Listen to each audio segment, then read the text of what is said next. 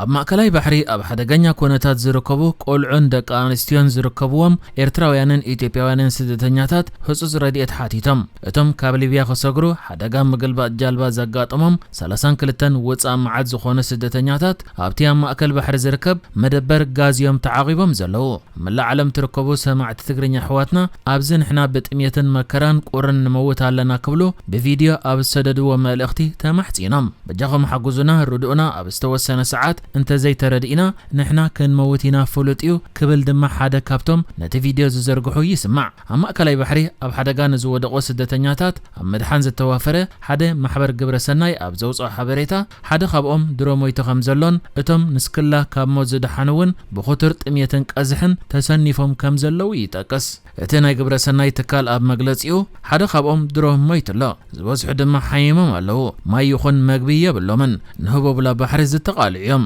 ተወሳኺ ግዜ ክንጥፍእ የብልና እንድሕር ምባል ሰብ መዚ ኢሮጳ ህጹጽ ደገፍ ብምግባር ንምድሓኖም ክጓየዩ ይጸውዑ ሰራዊት ቱኒዝያ ንኸምዚኦም ዝኣመሰሉ ኣብ ሓደጋ ዝወደቑ ስደተኛታት ህጹጽ ሓገዝ ከም ዘይገብር ዝነቐፈ እቲ ሜዲቴርያን ምድሓን ሰባት ዝተባሃለ ማሕበር እቶም ስደተኛታት ናብ ቱኒዝያ ከይጥረዙ ተማሕጺኑሎ በጃኹም ሓጉዙና ብጥምየትን ብቁርን ንመውት ኣለና ረኣይዋ ኣሕዋትና ብጥምየት ሞይቶም ብቁሪ ሞይቶም መዓት ሰብ ይብል እቲ ብቪድዮ መልክዕ ተሰዲዱ ዘሎ መልእኽቲ እቲ ብዓቢ ትካል ነዳድን ጋዝን ብሪጣንያ ብሪቲሽ ፔትሮሊየም ዝውናን ሚስካር ኦይል ፕላትፎርም ዝበሃል መደበር ኣብ ማእከላይ ሜዲቴርያን ኣብ መንጎ ቱኒዝያን ኢጣልያዊት ደሴት ላምፔዱሳን ዝርከብ መደበር ናይ ጋዝ እዩ ካብ ሊብያ ዝሃድሙ ቆልዑ ደቂ ኣንስትዮን ደቂ ተባዕትዮን ኣብ ሚስካር መደበር ነዳዲ ምስ በጽሑ ሓደጋ ምግልባጥ ጃልባ ኣጋጢምዎም 4 መዓልታት ሓዲግ ከም ዝተረፉውን እቲ ማሕበር ይጠቅስ መሸፈኒ ዘይብሉ ብምዃኑ ድማ እቶም ስደተኛታት ንነፋስ ቁሪት ዝናብን ፀሓይን ተቃሊዖም ምህላዎም ይግለጽ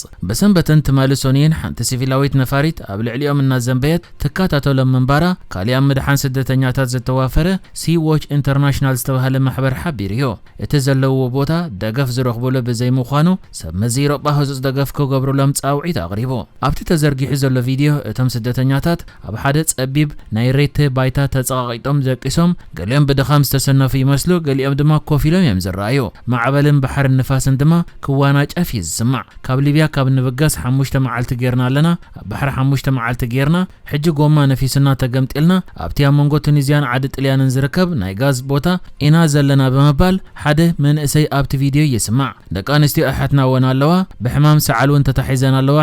ሓደራ ንእሽተይ ዕድል ይዘለና በእጃኹም ሓጉዝና ክብሉ እውን ይስምዑ እዞም ስደተኛታት ኤርትራውያን ከምኡ ድማ ተጋሩ ስደተኛታት ምዃኖም እውን ኣብቲ ወፂ ዘሎ ዜና ተሓቢሩ በሽሓት ዝቑጸሩ ስደተኛታት ካብ ሊብያ ናብ ኢሮጳ ክሰግሩ ኣብ ማእከላይ ባሕሪ ብዘጋጠሞም ሓደጋ ህይወቶም ይስእንዮም እቶም ስደተኛታት ካብቲ ኣብ ሃገራቶም ዘሎ ግጭት ውግእ ኩናት ጉድድ ውትድርናን ምግሃዝ ሰብኣዊ መሰላትን ሃዲሞም እዮም ውሑስ ዕቑባ ንምርካብ ናብ ኢሮጳ ክውሕዙ ዝረኣዩ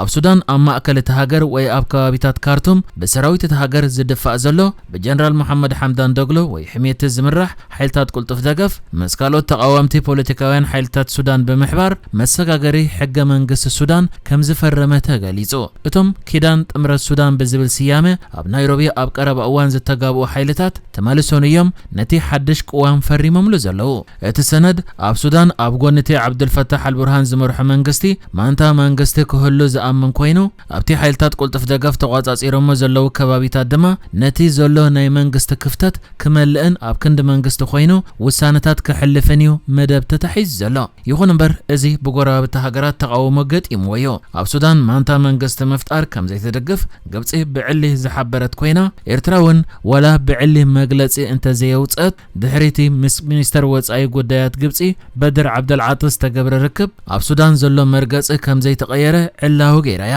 ኣብ ቅድሚ ሕጂ ዝነበረ መግለጺያ ድማ ሰራዊት ሱዳን እንኮ ነቲ ዘሎ ኩነታት ከፈትሕ ዝኽእል ኣካል ምዃንያ ክትገልጽ ጸኒሓ ብመሰረት ወፂ ዘሎ ዜናታት ድማ እዚ ሕጂ ተመስሪቱ ዘሎ ሓድሽ ሕብረት እቲ ዝቕጽል ስጉምቱ ኣብ ሱዳን መንግስቲ ሙቃም ዝብል እዩ ኬንያ ነዚ ዋዕላ ምእንጋዳ ካብ ብጀነራል ዓብዱልፈታሕ አልቡርሃን ዝምራሕ መንግስቲ ሱዳን ተሪር ነቐፌታ ገጢምዋ እዩ ኣገልግሎት ዜና ፈረንሳ ከም ዝሕብሮ እቲ ብመሪሕነት ሓይልታት ቁልጡፍ ደገፍ ግን ከዓ ናይ ጥምረት ሓይልታት ዝተፈረመ ሰነድ ብ24 ጉጅለ ጉጅለታት ዝተፈረመዮ ምክትል ኣዛዚ ሓይልታት ቁልጥፍ ደገፍን ሓዉ ንጀነራል መሐመድ ሓምዳን ደግሎ ዝኾነ ዓብድራሂም ደግሎ በአካል ተረኺቡ ድማ ምስቶም ፖለቲካውያን ሓይልታት ናይ ሱዳን ነዚ ማንታ መንግስቲ ንምስራት ዕላማ ገይሩ ዘሎ ሰነድ ፈሪሙሎ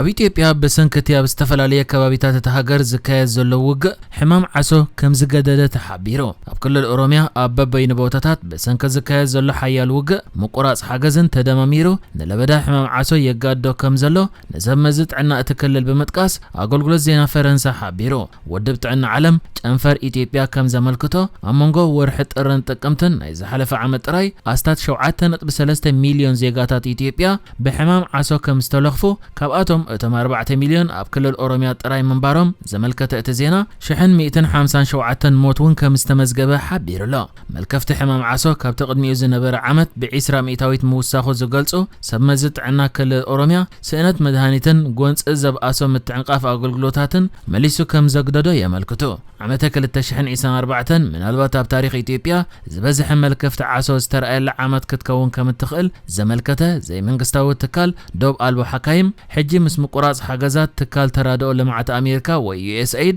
እቲ ኩነታት ክጋደት ከም ዝኽእል ይእመናሎ እቲ ትካል ኣቐዲሙ 40 ሚእታዊት ናይ ጠቕላላ ዓለማዊ ሓገዝ ምጥፋእ ሕማም ዓሶ ክምውል ጸኒሑ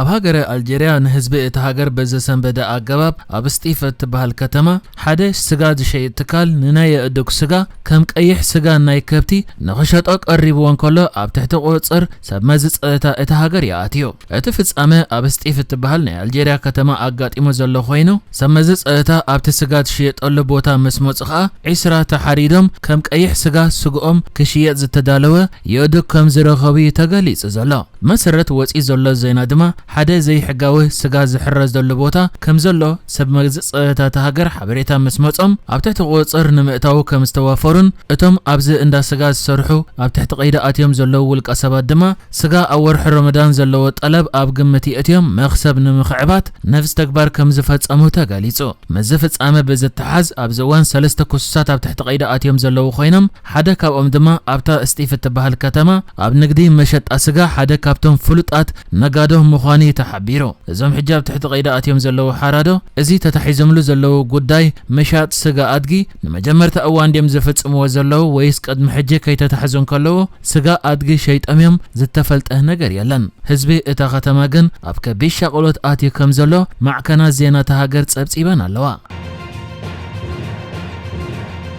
ንሕጂ ዝተዳለወ ዜናታት እዚ ነይሩ ብካልእ ክሳብ ንራኸብ ሰላም ንዓኹም